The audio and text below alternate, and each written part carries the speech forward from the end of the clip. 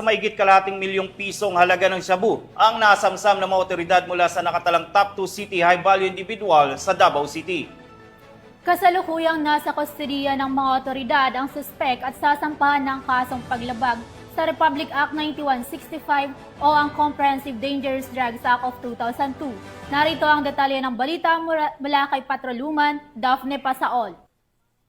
Sa halagang 510,000 pesos ang tinatayang kabuuang halaga ng hinihinalang shabu na nasabat mula sa isang bypass operation na isinagawa ng Tugbok Police Station noong Hunyo 15 taong kasalukuyan sa Purok 1, Barangay Mintal, Tugbok District, Davao City.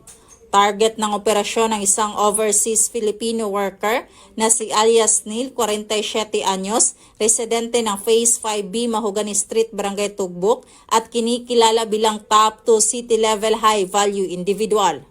Nadakip si alias Neil matapos makumpirma ang bintahan ng legal na droga sa isang bypass operation. Sa lugar ng operasyon, nasamsam mula sa sospek ang humigit kumulang 75 grams ng hinihinalang shabu kasabay ang iba pang ebidensya. Kasalukuyang nakakulong ang sospek at nakaharap sa kasong paglabag sa Republic Act 9165 o Comprehensive Dangerous Drugs Act of 2002.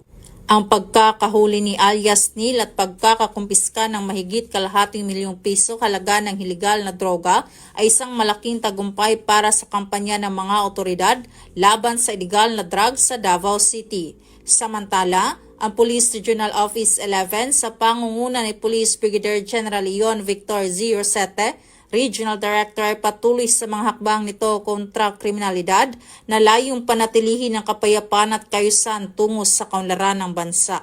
Mula dito sa Davao Oriental Police Provincial Office, ako ang inyong PNN Correspondent, Patrolwoman Daphne Pasaol.